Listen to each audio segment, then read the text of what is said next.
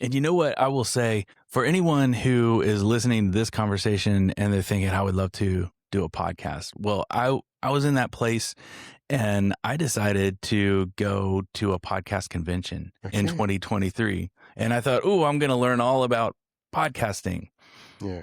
Let me just go ahead and tell you, I did not learn a thing about podcasting at that convention. It was so over my head. I was trying to figure out like what microphone should I get? What service should I upload all of this stuff that I was way down here in this podcast convention. Welcome to my podcast story, the show where podcasters share the real journey behind their voices, from their first mic check to their biggest milestones. Every episode reveals the lessons, challenges, and breakthrough that shape a podcast star's journey. I'm your host, Wisdom Okonkwo, and I can't wait for you to hear today's story. Tell us your name and what you do. Oh, my name is James Walters, and by day, I run a media company that does content creation, videos, things to help people tell their story.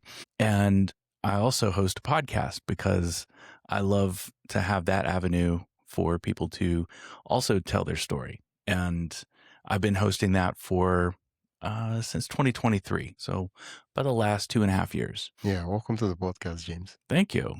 Great to be here. Yeah. What is your podcast about? Yeah, it's called A Joyful Rebellion. And it's about that time in a person's life and it can happen several times over the course of a person's life, but it's about that time when you have been really doing all the things that you were told you needed to do to be successful.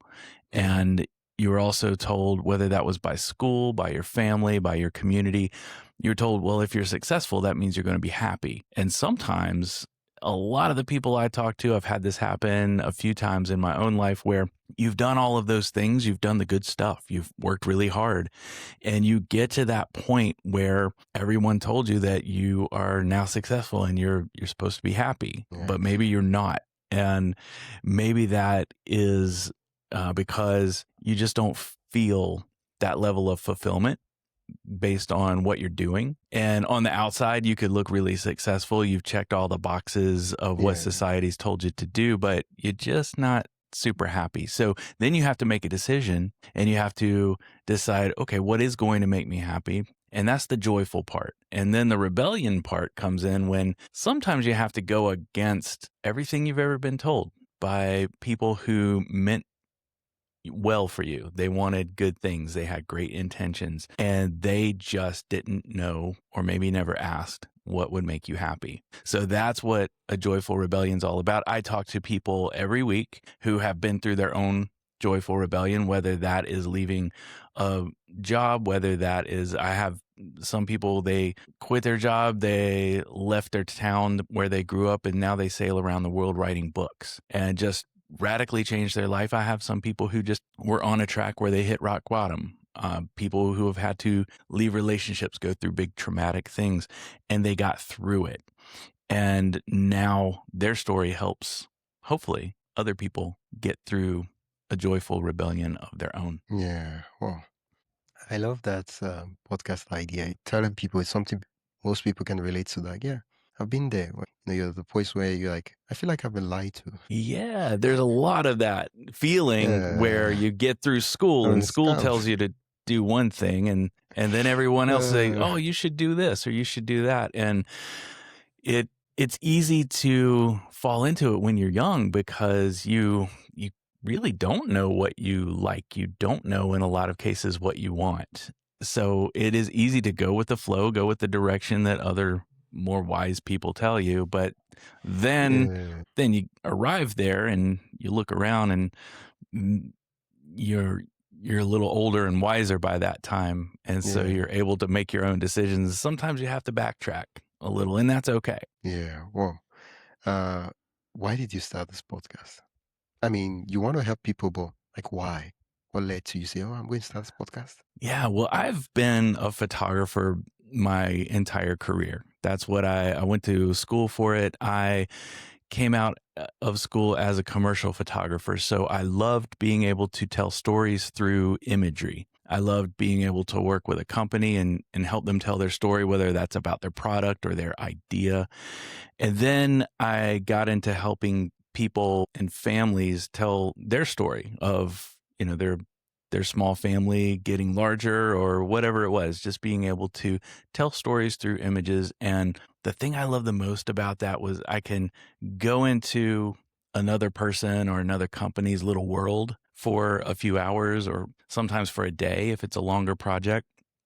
And I get to see from their perspective. I get to be backstage and I get to sort of see their story, but also help them tell their story. Yeah. And that's exactly what I love about podcasting, because I get to sit down with someone I've never met before for an hour or so, get to have this conversation about this one specific thing. Because the great thing about podcasting is we tend to skip a lot of the hi, how are you doing? What do you do? And we skip all the fluff and we get straight to the thing, because that's what listeners want. They want us to get straight to the point. And that's the most fun part, because I get to talk with someone about a really narrow subject that they're an expert on because it's about them. And then the process for me coming from the photography world is exactly the same. We have a story that we recorded. Now it's just audio and video instead of just the still photos. And now I have this story. It's recorded. Now I have to take it through an editing process, and then I put it out into the world. And that's what I've been doing for decades with the photos. So I'm used to the process, and I love that process. And I love being able to help other people tell their stories through podcasting. Well, what kind of podcast would you call your podcast? I mean, not to put things in categories, but would you call your podcast? It's not a business podcast. Would you call it a self-help podcast or a self-improvement podcast? I think it does get stuck in that self-development, self-improve. I don't like the word self-improvement. I don't know that you can improve yourself by yourself. I mean, I guess you can in some ways, but it takes other perspectives. It takes hearing other people's stories. I don't know that you can just sit in a room by yourself and make it happen, You know what we could do? Let's make our own category. I love it. What do we call a podcast? Let's make a category for this podcast. The insightfulness, the self-discovery category, that's even a thing. Self-discovery? We'll make it a thing. Yeah. Self-improvement wasn't always a thing. Someone made it a thing. Okay, self-discovery podcast. Okay, so it's a podcast to help us discover ourselves and hopefully. That's the biggest thing I've noticed in talking to people who have been through this journey themselves is we eventually get around to the fact that there was a point in their own life where they didn't realize they had an issue. They were just going about their day, going about their life. And whether that was a relationship thing, whether that was a job thing, whatever it was, they had to come to some level of awareness about it. And until they did, nothing could happen because they didn't know they weren't happy with whatever the situation was. So awareness seems to be, over the last, 100 and some episodes that we've done, awareness seems to be the biggest thing. And you would think it's obvious, but so many people say, oh no, I was just oblivious to it until I wasn't. And then I knew I had to make a change. And that seems to be the most impactful thing I've personally gotten from every one of these conversations, because that's what they all tend to have in common before any meaningful action takes place. I mean, I'm curious, like, why, how did you get introduced to the concept of podcasting? I'm not even talking about how you started your podcast and why you started your podcast. You've answered those questions, but most people don't even know what a podcast is. Like, literally. Yeah. And sometimes when I have a conversation with these people, it's hard for me to understand, really, stop kidding me right now. Like, why are you pranking me? What's happening? I'm like, what's that? I'm shocked. I'm baffled. Right?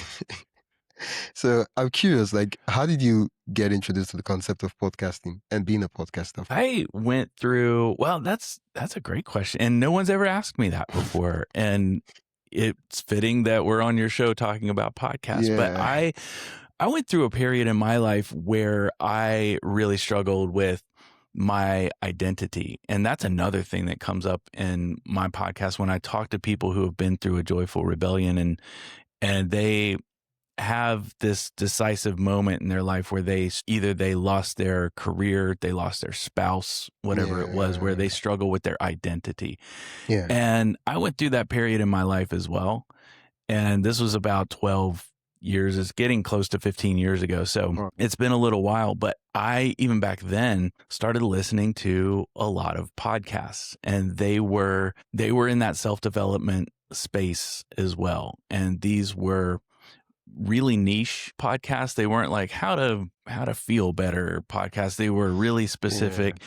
Those podcasts aren't even around anymore, but they were the kind of thing, if you read a really good book and you're like, man, I wish there were more books like this in the world. And once I started meeting other people who had the same issues I did, in terms of, oh, you got what looks to be a great job, you got the 2.3 kids, you've got all the things. Did you just say 3.2 kids? 2.3 kids is in America is what you're supposed to have. Like that's the average amount of kids people have. How do you have that kind of kid? I counted as maybe 2 kids and a dog. I get it. I'm glad you said the context of 2.3. I'm like, but if that was actually a thing, I would have been like, what's going on here? Well, it's just strange families walking around with partial children. No, so it's one of those things where I thought, oh, wow, I would love to have conversations with other people and talk about this, because even though the podcasts I listened to, they weren't talking about this. They were talking about other things, like how to pull yourself out of an identity crisis, how to pick yourself up when you hit rock bottom, that sort of thing. And so those were helpful for me for a period of time until they weren't. And then I thought, I don't know of any other podcasts. And I didn't look really hard. I'll be really honest about that. But I said, I haven't seen anything that is talking about this particular topic, but I hear a lot of people, especially people who are past their probably 35 and definitely getting past 40. They talk about this a lot. They talk about the regrets of things they never did, never tried. Maybe they've aged out of being able to do it, or maybe they've let their health go and they're not, it would take a lot of work for them. So they're struggling with, okay, do I take that, make that effort to live this dream that I don't even know if it's going to be fun anymore? And that's what got the podcast wheels spinning in my head. And I'd always, on one of those podcasts, I very vividly remember a guest, and they were talking about a completely different topic, but they said something to the effect of, I just had myself a joyful little rebellion. Oh. And I was like, whoa, that's the coolest thing I've heard ever. And this was maybe 10, 12 years ago. And I said, I'm going to hang on to that. And I started looking around, and I looked at, were there any books called it? And there wasn't a book called that. At that time, there weren't any podcasts. There have been a couple of podcasts that have come and gone that have been called something like The Joyful Rebellion, or there have been some things that have been kind of similar, but again, they've kind of come and gone. Exactly. Yeah. Yeah. So they've cycled out. So that's what started the podcast. In 2023, I really pushed the record button for the first time, and I was going, I was in person on everything. I had a little recorder and some microphones, and I would go to people who I either knew were local to me through social media. Yeah. And we would sit down and have a conversation. But then I decided I wanted it to be weekly. And to be able to do that, I needed to interact with a lot more people. And so, like we're doing right now, I do a lot of the recordings online. Yeah. One of the things I realized, and I know you'd have realized this now, you've been doing a podcast for about going on to 3 years, is people love to talk about themselves if they find someone who's interested in listening to them talk about themselves. Yeah. I just came up with that. I'm a genius. Yeah. And so You're right. when you reach out to people and tell them that, usually most of the times, right? Okay, how do I explain that? Most of the times when you reach out to people, if they don't have anything about, there are people who don't want to be online, right? They don't want, right? And those kind of persons, they're willing to chat with you, right? But you're like, oh, they want to post it online. If we exempt those people, the other persons, most of them, they're like, oh yeah, let's do it. But the thing will be sometimes find the time that works. That'll be a problem. But they've agreed that, oh, let's do it, right? And the problem most beginners face is that they try to reach out to someone that 10,000 persons are reaching out to and saying, please be on my podcast. And I'm like, it's basic law of economics, demand and supply. If there's a lot of demand and less supply, I'm like, if somebody, 10,000 persons are reaching out to me, I'm like, I'm going to select and say, okay, and this one, and like, right, I can't be on all the podcasts. But imagine if in a year, just one or two persons reach out to me to be on their podcast. I'm like, oh yeah, let's do it, sure, right? And that's one of the things I've come to realize. So now I'm like, okay, who has a unique story? Let me reach out to them and we'll chat. But then I'm like, okay, I should talk to Obama. Of course, it's great. Of course, yeah. But I'm like, I'm not doing this because I want to talk to celebrities. I'm doing this because I want to talk to people who have unique stories. And so what I do usually before I even reach out to a guest, I ask myself, who has a unique story? And I'm like, okay, someone who almost lost their life and they were able to come back from the dead and rebuild their life and change the path of their life. Okay, this is the kind of person I'm looking for. And I'm like, okay, where can I find this kind of person? And versus, oh, I want to interview this person. I mean, there are podcasts like that, but I don't want to build that kind of podcast. I want to build a podcast that's in story experience. If they happen to be a celebrity, great, awesome. Or if not, I don't really care. Right. Yeah. No, it's so funny, the people that I get to meet through the podcast, because I've met people who are, or I've interviewed people who, when I'm telling someone else about the interview, they're like, oh my gosh, you interviewed them?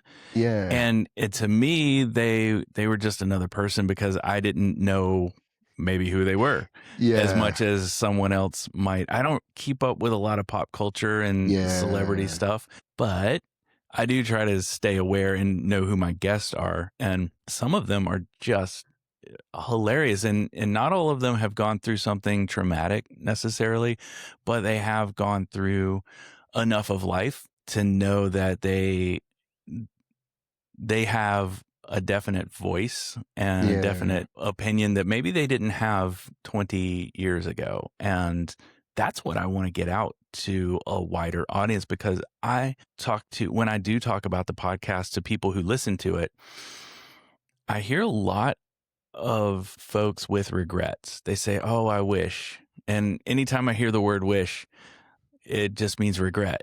I wish I had done this, or I wish I could do something. Yeah. And it tells me that there's some fear holding them back. And that's okay. I want them to hear other people who had that same situation or fear, and realize that I'm not alone. They push through it, and maybe they can too. And part of my tagline there are a couple of taglines for the podcast, but one is to get more life out of life. But another one, I love that. Another is there one another one? What could be better than this? Well, I tell people every week I want them to be the author of their own story.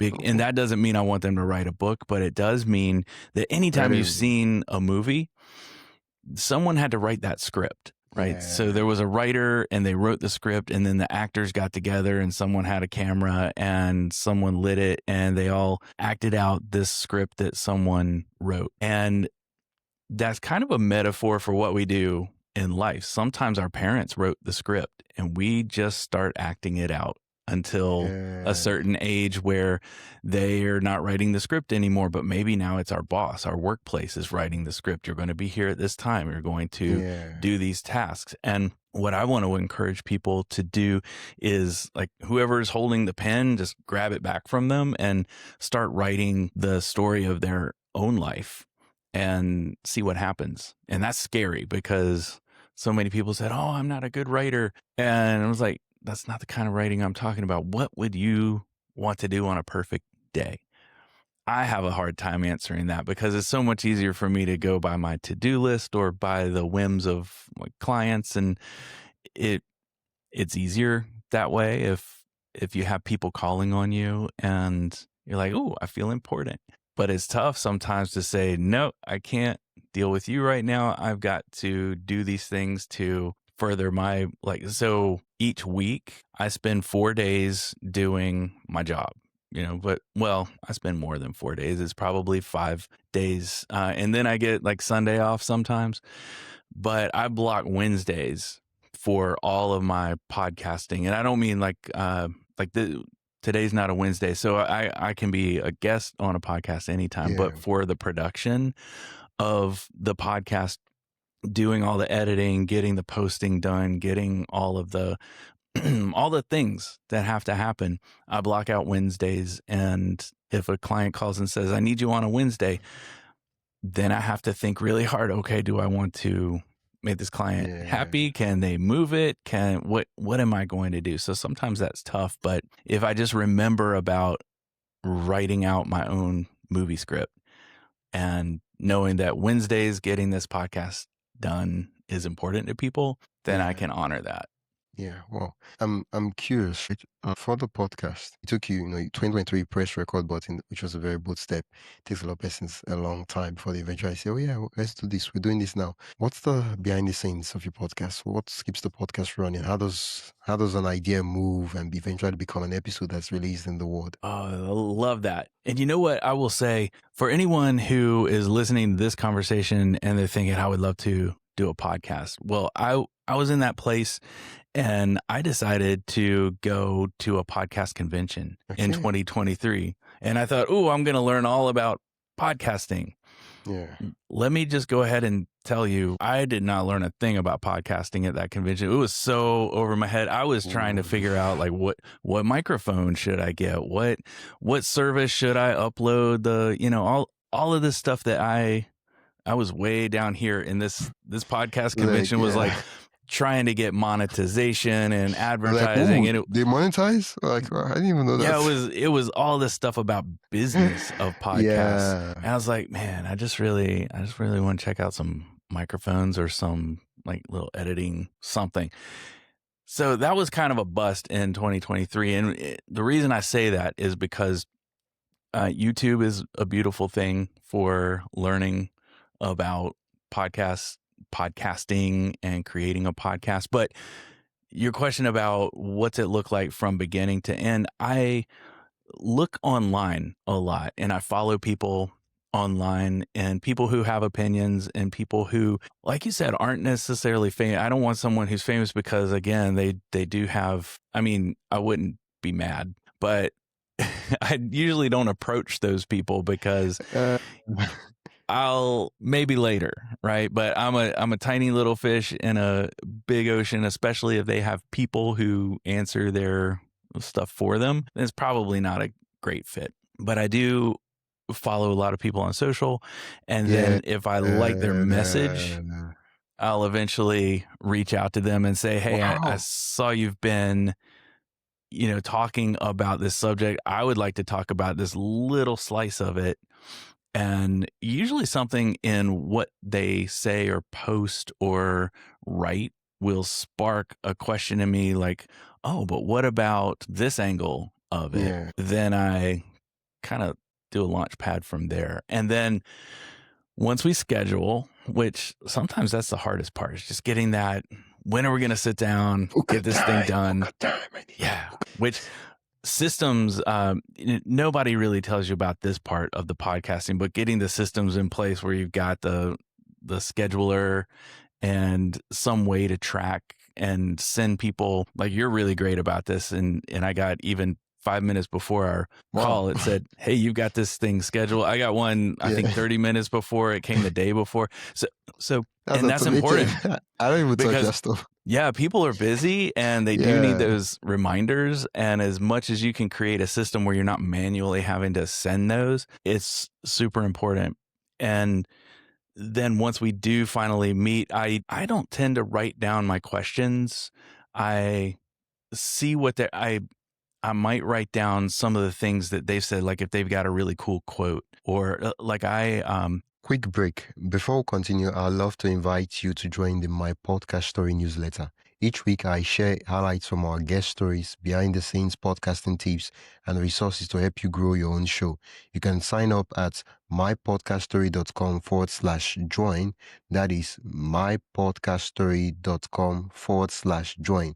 Now, let's get back to the episode. I think it was 2 weeks ago, I interviewed a guy, and he's a PhD on leadership. So he's not just a guy that says, hey, I'm a leadership coach. Yeah. A lot of people say that, but he went and got a PhD in it like 30 years ago. So he has been in that space for a long time. But one of his quotes was that chaos is typically, for a leader, the closest thing to an opportunity that they're going to see. So if a leader sees chaos in their organization or in their life, they need to pay attention, because it's an opportunity for them to stand up and be a leader. Most of us don't think of chaos as a good thing, but in the way it could be a good thing, it gives us that awareness that everyone talks about. And so when I saw that quote from him, I said, okay, I really want to talk about this. Give me some examples. Let's talk about how you've helped people navigate it. So it's one of those things where I'm not writing out a specific list of questions, but it's very conversational. And usually we zigzag around a few different rabbit holes, and that's fun. But once that conversation is done, once I hit stop from the recording, then it goes through the editing process. I do take it through. I will later add a guest intro. So I'll basically take the synopsis of all the things we talked about, and I'll say, hey, here's this guest. I record that totally separate. That way I can mess up as many times as I need to and still get the information right and still deliver it right and all that. But yeah, there are a couple of different editing steps to it before it launches. And then by the time I launch the episode, it's usually about a month after we've recorded for me, because I've got them stacked up. That way, if I get sick or something, I don't have to worry about an episode not going out. You know why I'm super excited chatting with you right now is how most of the times, the thing about podcasts, and I've noticed it, is that we neglect what we have. And we're always looking, how do I get this big guest, this big thing, and all this stuff? And while you were talking about, the process of how you got guests and found guests, it just occurred to me, strangely out of nowhere, that I had a conversation with a guy who, in my industry, he had a lot of results and case studies, and he shared it on Twitter. And I asked him a question on his DM, right? And he responded to me. And when he did not respond on time, he was apologizing. I'm sorry for the late response. I was like, why would you be like, I'm happy you responded. And I was like, and now I'm like, wow, I was like, ooh, strange how sometimes as podcasters, we like, instead of interviewing our friends that have gone through similar things like us, most of the times, especially, we just like, oh no, I should interview a guy. I'm like, you have this network, like just tap into it. Use what you have before you talk about what you don't have. Yeah, it has been interesting, because there is no one way to create a podcast. I have talked to people, and I've had so many guests who have podcasts of their own, and we'll get off of the recording and they'll explain their process. And I'm thinking, oh my gosh, that is so far beyond what I am up for doing. And then I've had other guests who, with their podcast, they kind of hit record and then they hit stop, and then they publish within a few minutes. And I'm like, okay, that's cool too. But there is no shortage of things in between that people do. And it's so fun to see and to talk about. And people, again, you get people talking about themselves. They love to talk about their process. And where they're maybe taking it. And that's the one thing, if someone is listening right now and thinking about wanting to do their own podcast, do not be afraid to just start really small. Start with your phone as the recording device, as the microphone. Don't feel like you have to go out there and get that microphone. I've seen some people do amazing things just with their phone and just hit record, because if you don't hit record, you don't have anything that you could make a podcast. Don't worry about editing right out of the gate. A lot of people see a polished podcast that they maybe listen to on Spotify that has advertising, that is monetized, that has thousands of downloads a month. And that's what they think a podcast is supposed to be. And that's cool. If that's what that's kind of where I was, and I had to back myself down, because you can spend as much money as you want on developing and producing a podcast. I found that out. Software costs a lot of Okay, I'm money every curious. month. We're talking about softwares. What do you spend money on currently? Oh, I spend the two things I spend the most money on are Riverside and Descript. And Riverside for recording, and because I found Riverside is the best recorder, but not the best editor yet. Right. They keep making updates. It's getting better. Yeah, it's getting better. So as soon as I can layer music and they let me do layers, that'll be nice. And because that's what I've had with Descript for years and years. I mean, you could layer music. Is it what you're talking about? Is putting, like, while we're chatting, there'll be a music playing in the background. Is that what you're saying? Yeah. So you could do some playing in the background, but then you can like fade it out, and then I could add in an intro and outro. Okay, that's cool. I haven't. That's like since 6 months ago. Like, okay, that's an old feature. I haven't kept up with their. Probably in the last year, I haven't kept up with their editing. So I'll have to check that out. I would love to let go of. A lot. And now you don't have to spend time trying to like move from Riverside down to Descript. Oh, yeah. That's just the thing, because now it is in Descript. It's seamless, right? I mean, except you're looking for the fancy stuff. I don't do all those fancy stuff. Mine is move the things, move the bleeps, cuts, and you can copy and paste too in Riverside. So yeah, it works. Okay. It works. Yeah, I would love to be able to move over to one platform, and those are the things I spend the most on. But then there's the hosting. Then there's which host do you use? I use Podbean. Okay. And that is one thing that came out of that convention that I went to. I found a good host, and it was a host and that's the thing I learned there, I guess, was that hosts are easy to hop around if you need to. So if you outgrow, if you outgrow your host, it's not quite like a website host where you have to completely start from scratch. I've had to do that in my photography business. I want to change website host. Well, now I'm loading every single picture up. It's not quite like that with the podcasting, but I haven't had to go through that process yet. But if people feel like, oh, well, I want a great podcast host, we'll just start with what's affordable to you right then. And some of those hosting now, they have a lot of cool features that they're adding on, like the sound equalization and some of those things that you might not, if you don't want to pay for a Riverside, pay for some of that editing stuff, you might have that built into your host in some ways. But okay. So you pay for host, you pay for Riverside, you pay for Descript. What else are you paying for? Ooh, let me think. Well, I did pay.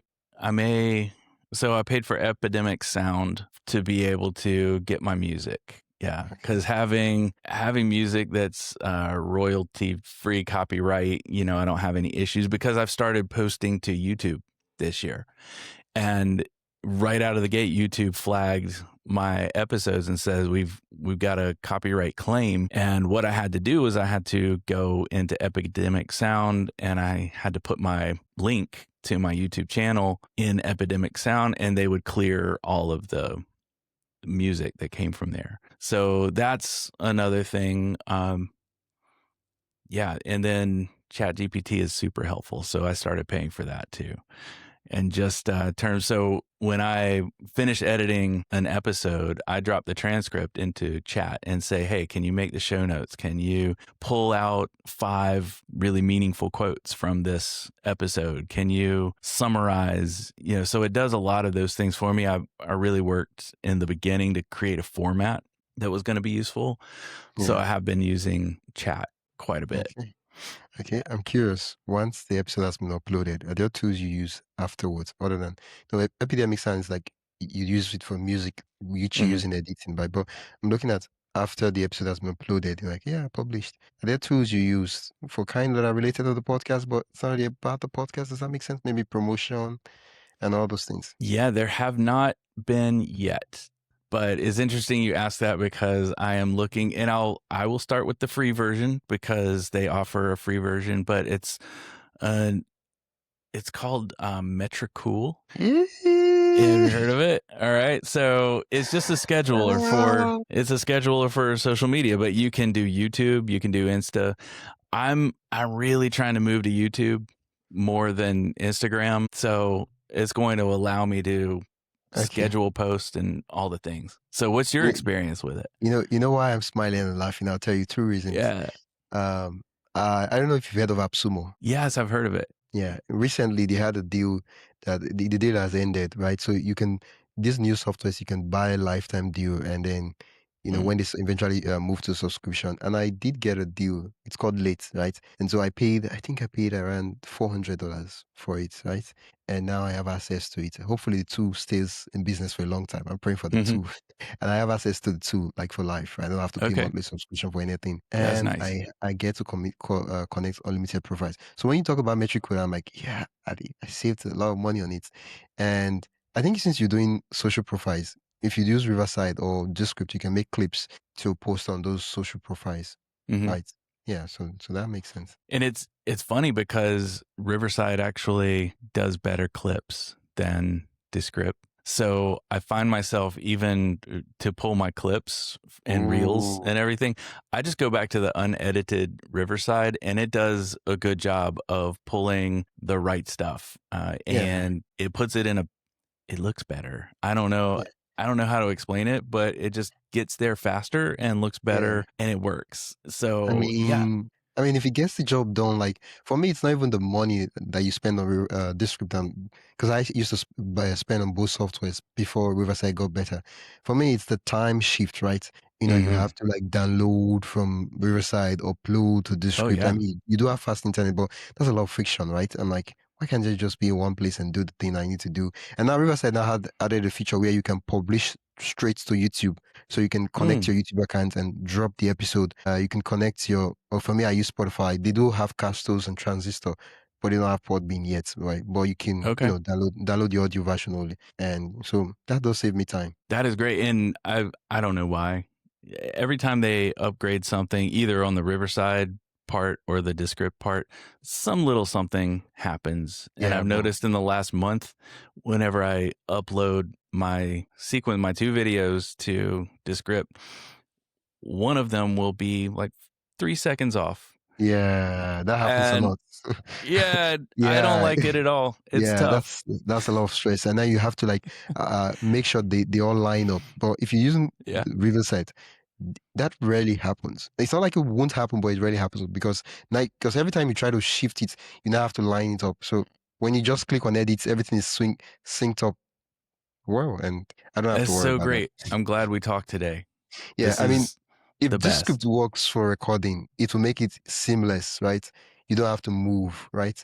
But Riverside does both, and so just use Yeah. it. Yeah. Yeah, Riverside definitely hands down best recorder I've used. I've used a bunch of them and I can't Yeah, and I that's true. boy, I had high hopes about this script when they added on the recording. Yeah, And yeah, that it didn't doesn't. go Yeah, so great. it doesn't work. That- I think the reason why I love Riverside is because, first of all, I love cheap things, right? And with Riverside, I do more than 30, 40 episodes recording in a month, and I don't have to Wow. pay. Right? Yeah. Basically, I can do as much recording as I want to do with just my $30 subscription, and I don't have to wonder. Oh, I reached the limit, and I can also do edits of all those episodes without wondering. Oh, I've reached the limit. But with this script, I think they have seen like 30-hour, 15-hour, and I'm like, Yeah. I'm like, nah, that's a lot. Yeah, they're moving to a model that's a little more limited, and that's even Yeah, for the folks who've been using it for a while, where they have AI credits now. So, yeah. yeah, as things get more I think we're gonna be having to deal with some of that Yeah, I because, mean, Riverside gives a lot of features, um, but it's affordable compared to the script. yeah, I mean, it's not as they're good as really this. adding features. I mean, they're not afraid to add some features at Yeah, Riverside, so that's the cool part. yeah. I would always And if they recommend want to this script, sponsor right? your podcast Yeah, now, that'd be a perfect time, right? yeah. I always recommend this script, right, for editing, right? If you're just recording your episodes and you're dropping it on this script, awesome too, right? But if you're doing podcast and then, because that's a lot of friction, it's a lot of process. I mean, why not just remove it and not have to work? Because as indie podcasters, one of the things we battle with is time. We don't have money to pay for someone to handle those things. And so we have to do everything. And so if I can remove 20 seconds, 30 seconds without things breaking, I'm always happy to do that. Yes, I agree with you there. Well, I am curious. Podcast is around 2 years. How have you grown your podcast? what has been like the major thing? Like, oh yeah, this is how I grew my podcast. Wow, I wish I could answer that question. I am so baffled about the numbers because every week when I go in and I drop in when I go in to schedule the next episodes that are coming out, the ones I've just finished editing, I'll look at the dashboard and I'll look at the metrics. And last week, for example, I don't know what happened. It wasn't on a day that an episode dropped, but there were several hundred in a day that listen. Now, typically about let's say a few dozen people might listen to the podcast, any of the episodes, doesn't matter, but cumulatively in a given day, there may be a couple dozen downloads. This was a few hundred. And then the next day, it was about the same number. And then the next day, it plummeted straight to like 10 people listened to an episode. And then Yeah. it stayed consistent like that for a few more days. And now it's steadily creeping up. So over the months, I don't know what drives it. I can say that Instagram is like any sort of social media is a much, much slower way to grow that I've found. And YouTube has been amazing for people discovering the podcast and then maybe watching it on YouTube, but then finding it some other way like Spotify or Apple Podcasts. But really, there are, like for mine, I've got a small but very loyal group of core listeners. And then I make sure they know when the episodes come out. And for everyone else, it usually happens. There are spikes when I have certain guests who maybe have a large following or platform and they send the info out. And really, it does seem like it's that guest collaboration. But last week, there was nothing to correlate it to because it wasn't one specific guest that had a spike. It was like 15 people got together and listened to every episode that I had. I don't know. That's had to be what happened because it was just the strangest thing. So as far as growth, I haven't found any one thing that is the magic bullet yet, but I've found some things that are really the slow train, and that would be Instagram for sure. Unless you're paying for ads, I mean, in my experience, which I'm not going to do. Yeah, I mean, if you would want to do ads, I find that it's better to run ads on podcast apps because then you know that the people on that on those apps they actually listen to podcasts, and it's just a question of is your podcast the kind of podcast they want to listen to, versus Instagram and Facebook. And I'm like, I mean, I'm like, yeah, awesome, I love it, nice idea. The first episode they listen, why you don't get to listen to episode again? I'm like, no interest, right? And so if you run an ads, you could get a lot of subscribers. And you know the way podcast, if I have money, that's what I would do to just like increase the baseline of people that listen to me. Yeah, because if you go where people are already listening to the podcast, I mean, you've won half the battle because on Instagram, people just want to see what their friends are having for lunch or wearing that day. I don't know what people go to Instagram for. Yeah, and then you're like, oh, listen to my podcast, and they're like, what's that? Like, oh, you don't know what podcast is? And now you have to explain people what a still podcast is that a thing? I was like, oh, it's radio for oh, you have a radio show? A lot of people don't even know what podcast, and it's weird, but that's the truth, right? People don't listen, so it's better to have. It's like going on other podcasts as a guest, right? It's a best strategy because you know that the people that listen to this podcast, they actually listen to podcasts, and so it's easier to say, oh, listen to my podcast versus you going to I don't know. TikTok and stuff like. It's not like it doesn't work, but I mean, it's like a lightning strike. You would have to. You're just as susceptible to get struck by lightning as you are to really catch fire on a platform like TikTok with your podcast. Yeah. Yes. Yeah. I'm wishing I have some phones so I can test out some strategies and say, okay, yeah, that does work. And I was like, wow, I got my first 20 listeners. Yeah, the thing I love about podcasts beyond all the other platforms is that it's like a relationship platform, which means that if you get 20, 30, 50 listeners and you keep creating good content, you would just have those 15 listeners. You would retain them versus other platforms where like the algorithm doesn't like it today and it doesn't show it to people. So many things, and you're like, oh, right? And that's why you see a lot of podcasts, they crush it with having no titles, no really optimized titles. and no really optimized description, but their content is valuable and people trust them and people keep showing up and they're crushing it. Versus YouTube, like, the day you don't post a really good title, like, I was like, it goes Yeah. down. Yeah. Yeah. And that's something I'm exploring now. I'm learning about the whole YouTube because they are all so different. And I got some advice from a person who I guess that conference wasn't useless because I did meet a lot of great people who See? have given me a lot of great advice since 2023. So that's what you want to go to one of those for, to meet people, not look at microphones. But one person told me the thing about titles when it comes to the podcast platforms is to keep them boring, but so not try to be clever. So a lot of mine were pretty clever. And maybe if it was a guest and their book title, I would maybe put that book title and then I would put the guest name. They said definitely don't put like episode 12 because a lot of podcasts do that. And if someone's searching for a specific guest, if they're searching for a specific genre, they're not going to find you if you've got it listed as episode 4, right? So list it as what it is, but don't try to be too clever with it. And I took that advice for a little while, and then I was like, no, I can't. I can't not be clever. It's okay. I'll suffer.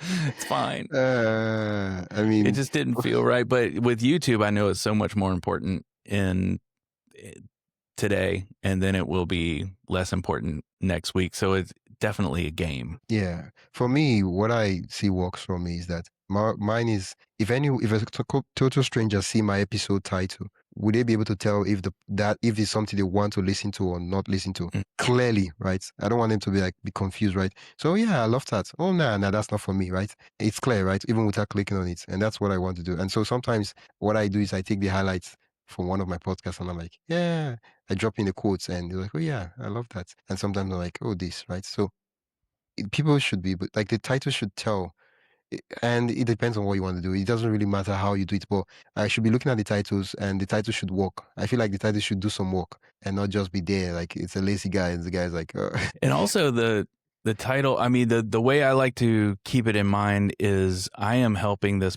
person, my guest, create evergreen content for whatever it is they are trying to accomplish. So I want to honor the fact that they sat down with me for an hour of their time, plus all the time in preparing and that stuff.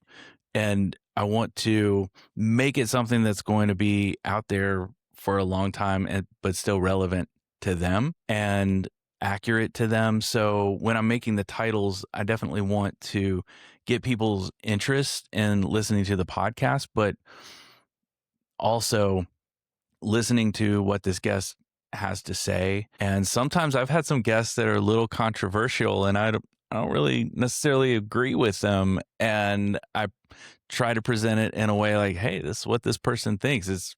I think about it what you want. Definitely encourage people to think a lot for themselves. That's really what the podcast is all about. So when someone comes on with an opinion that is a little bit out there, but is true for them, I like to talk about that because in this world, I mean, a lot, especially where I live, we're pretty divisive right now. And I love that two people can sit down, have a conversation and try to come to some sort of understanding of where the other person's coming from and still maybe not agree with their perspective, but say, hey, your perspective is valid for you and I respect you for that. And then record it and let's see what other people think about it because that's kind of fun. And you can do that with podcasts. You can't necessarily do that in a lot of other places. And I mean, you're always, of course, putting yourself out there up for, people making comments or whatever the case might be, disagreeing with you and getting really upset about it sometimes happens, but that's on them. And I think as long as you're trying to keep your guest sounding as accurate to them as you can and just honor them for whatever it is, wherever it is they're coming from, even if it's a little wacky sometimes. Yeah. I'm curious, James, what is the next thing for you for the podcast? Like, what are you excited about for the project? What projects are in the pipeline? Yeah, so I'm excited. It's so basic and funny, but one of my goals for this year, and I haven't hit it yet, and if anyone's keeping score, it's November, so I'm not going to hit Okay. it this year. Who But knows? yeah, Who knows? well, yeah, it won't happen. Who But knows? what I wanted to do is have create a production schedule where I could get 10 episodes scheduled. So get 10 episodes recorded and edited and on the schedule, and then be able to kind of have that in the bank, so to Wow. speak. That Yeah. way, because the work I do varies heavily by season. So right now I'm in my really, really busy season. So if I didn't have those 5 episodes, I've gotten up to 6 episodes before, but not 10 yet. So right now I've got 5 episodes that are scheduled. Nobody knows they are there. They will drop each Thursday at 3 p.m. Eastern time in the US. And that's the schedule. So right now I've got 5 in there. I would love to have 10. But I really want to get to an efficient system where I can do that. And that doesn't sound sexy at all. Yeah. But the other thing I would like to do is get better at the video part with, I think, if Riverside, and I'm going to check this out as soon as we get off this call and see what I can do with Riverside and the editing. And if we can do the specific things I'm hoping to do, then I might head over there because they do have some better video templates, and they've got just some ways that I would like to make my YouTube presence look a little bit better this year. Yeah. Yeah. Wow. Yeah. I would love that. Right. I mean, if you need any help regarding what could possibly be done, I mean, I've gotten to a point. Why am I laughing? I've gotten to a point where I have over 20, 30 episodes in the pipeline, like ready to go. Whoa. All And right. so maybe if I don't know, I really don't know what I need to tell you, but if you need any help regarding what you could possibly do, I think I could help. I don't know. Yeah. No, Yeah. usually it's the kind of thing where I'm like, okay, I'm trying to do this thing, and then you reach out to someone and you're like, oh yeah, just press the R key and then you're fine, and or something like that, some little thing that they know that I don't know yet. And that's why Yeah. it's so valuable, like you said, to reach out to fellow podcasters, because it is a community. It's not just people Yeah. competing for listeners, because we're all so niche that Yeah. there's something for everyone. Yeah. I mean, with the getting to 10 episodes, just to talk on that a bit, one of the things I've noticed is that it's figuring out the guest part and actually doing the recording. Once that is done, the editing would figure out itself. It's not that hard because that is completely in your control. But that of getting guests and actually recording, there's so many, like the factors that are there, they're not all in your control. Because you have like a guest has to show up. Oh yeah. Right? Yeah. And I've if you had can guests. I've had guests. This is the funny part. When I had this one guest, we still haven't recorded. I think this is the 3rd time we've tried, but she is one of those people who decided to quit her life and sail around the world. Wow. And we keep getting mixed up on time zones because she keeps being in different time zones. And the last message I got from her is, I'm sorry, my plane didn't make it. I was in the wrong time zone. And now I'll be here. I think she came back into the States for the holidays. So she's going to be here about a month. We might actually get the recording done, but that's been the craziest so far, just because she's moving all over the place so much. Yeah, that's true. Yeah. I'm thinking in my head like, wow, I don't think that problem could be peculiar. I mean, someone should have encountered that problem before and solved it. Probably we'll just have to check. If Yeah. there's a way for every time she changed time zone, the book time would update to, to the regular time zone. If there was a thing like that, that would be nice. That would be nice. Right now it's got to happen manually, but Yeah. maybe later. Yeah. Wow.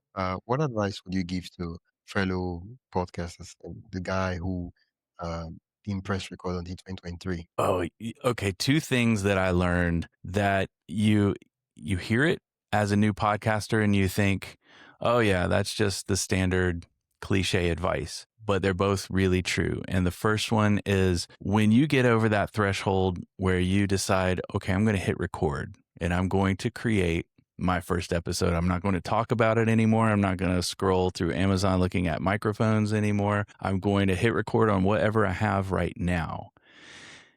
If you're in that place where you're like, well, I don't know where to post it or anything, just hit record and record something. And then after you've stopped the recording, well, you've just created a podcast. And now, of course, you have to figure out what to do next. And that's okay. But you've got that recording. You've got something to work with. And that is an amazing feeling. And so my first advice is just take action, quit thinking about it, quit stressing about it. Because your first several episodes might suck. That's fine. Totally fine.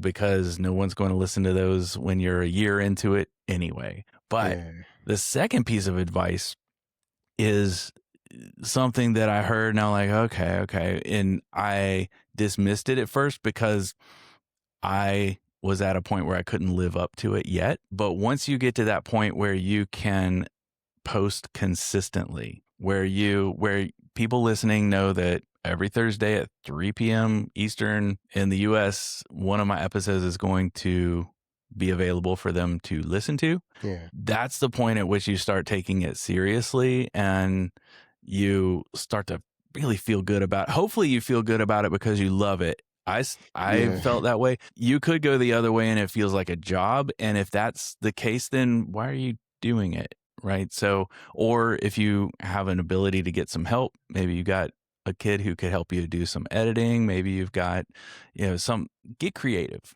The thing I loved about podcasting is to be creative and not feel like you have to have all the answers. I guess that would be the third thing. Don't feel like you have to have all the answers before you get started. Just start. Yeah. Well, thank you so much for that advice. Where can listeners listen to your podcast and also connect with you? Yeah, all the podcast apps. So Spotify, it's on the Apple, it's on all those at A Joyful Rebellion.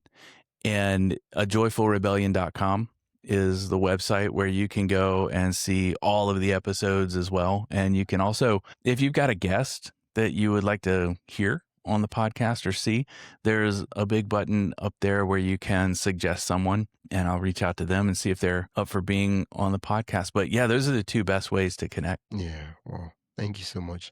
I will put the links in the description so listeners can just click and go directly to the site. Thank you, James. It's been a delightful conversation. Wisdom, thank you for having me. It was a blast. That's it for today's episode of my podcast story. I hope you enjoyed listening to this journey as much as I enjoyed sharing it with you. If you found value in today's episode, make sure to subscribe and leave a review. It really helps others discover the show. And don't forget to join the newsletter at mypodcaststory.com/join for more stories and podcasting insights. Until next time, keep telling your story because someone out there needs to hear it.